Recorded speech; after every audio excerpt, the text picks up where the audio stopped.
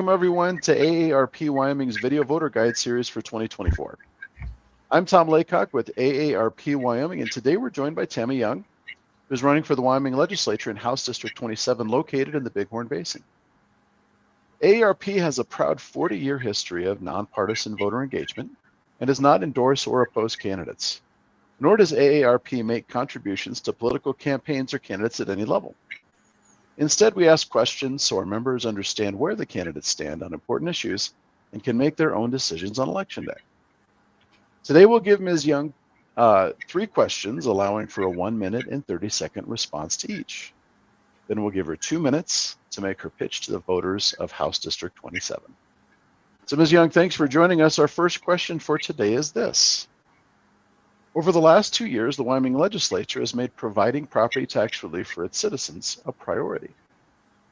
In your view, what is the most effective way to provide relief while balancing revenue needs for our schools, counties, and other entities that rely on property tax to maintain sustainable funding? Thank you for the question. I believe to balance relief while ensuring sustainable funding, first, we need to cut wasteful spending, and we need to implement a spending limit tied to population growth plus inflation. This would ensure the government spending aligns with taxpayers' ability to pay and cuts wasteful government spending that isn't the responsibility of property tax owners. Second, we can tax less. We can use 90% of the state surpluses from the spending limit to reduce school property taxes and maintain education funding while lowering tax burdens. And then the remaining 10% of the surplus can be reserved for revenue volatility. Third, we can limit government. We can encourage local governments to adopt similar spending caps and obtain voter approval for any property tax increases. This transparency ensures taxpayer control over local taxation. And property tax reform should benefit all property owners, including homeowners and small business owners. We can provide real relief without severely impacting local governments. Our schools and counties managed well before the tax hikes of the past 6 years, and municipal revenues shouldn't be an issue if they focus on essential functions. I believe we left England for property rights and to escape excessive taxes. And taxing property owners on unrealized capital gains is legal plunder and hinders wealth creation. As long as we pay property taxes, we're only renting from the government. And by implementing these reforms, we can reduce and eventually eliminate property taxes, improve economic freedom, and enhance the quality of life for all Wyoming residents. Thank you. Our second question. Wyoming's population of those aged 60 and over grew by 47% from 2010 to 2020, while the state's entire population grew just 2%. We know 64% of all nursing home beds in Wyoming are paid for right now through the state Medicaid program. What do you see as the greatest barrier to helping our older adults age in their homes and communities, and what solutions would you provide? Again, thank you for the question. I believe the greatest barrier to helping our older adults age in their homes and communities is the overregulation of healthcare and healthcare insurance industries. These regulations have led to higher prices and worsened health outcomes. Additionally, the high cost of institutionalizing the elderly, which can reach up to about $80,000 a year, is financially unsustainable. So to address these challenges, we need to first terminate residential property taxes for the elderly. This could ensure that they could stay in their homes and not get taxed out of their homes. Second, we could deregulate home health services and promote free market solutions. Overregulation stifles growth in home health services, and by deregulating, we can encourage innovation, competition, and quality, making home health care more affordable and accessible, while also promoting job growth. Third, we can reform Medicaid to support more in-home care and reduce reliance on costly institutionalization, saving money and improving quality of life.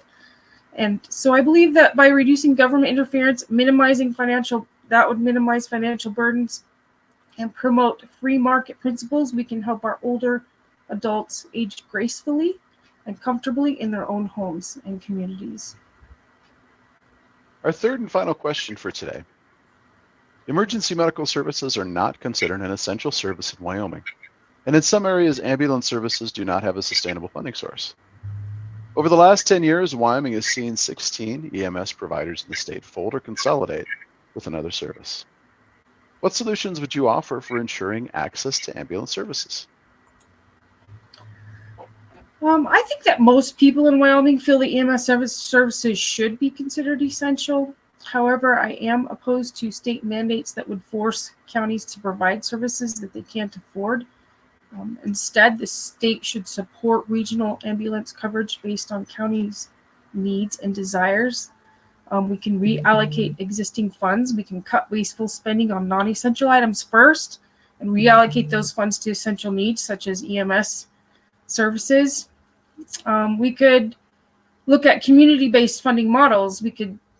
Local communities could create voluntary funding mechanisms such as subscription services, or we could also hold fundraising events. We have very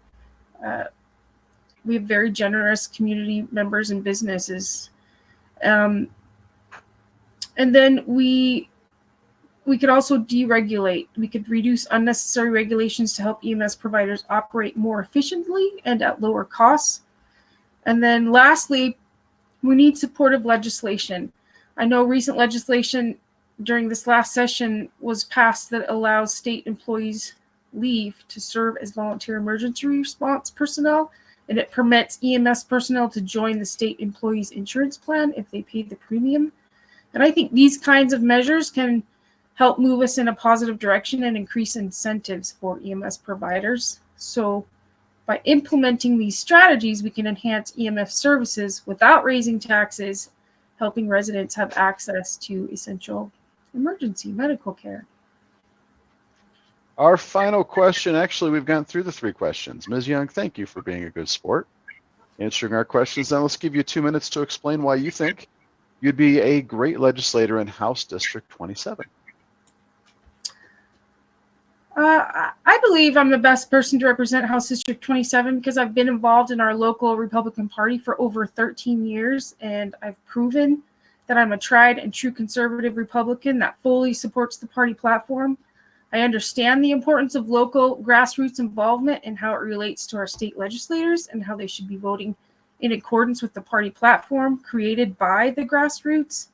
I'm pro-life, pro-freedom, pro-family, and pro-Second Amendment, and I will vote according to these values. I will stand up for the voiceless and protect women from illegal abortion clinics. I would have voted for defending HB 148. Despite the governor's veto of that bill, I would have supported a special session to override it. I'll fight for your medical freedom. I would have voted for the CDC, for the bill that would have prohibited the CDC and the WHO from making laws that dictate laws in Wyoming, unlike my opponent who voted against this bill. I would have voted for House Bill 53 that would have required the governor to get legislative approval before declaring public health emergencies that shut down businesses and schools that affected our livelihoods, and it also affected our mental health. That's a bill that my opponent also opposed. I will contend with big spenders to keep money in our wallets by voting against excessive budgets, including the largest budget in Wyoming's history, which my opponent also supported.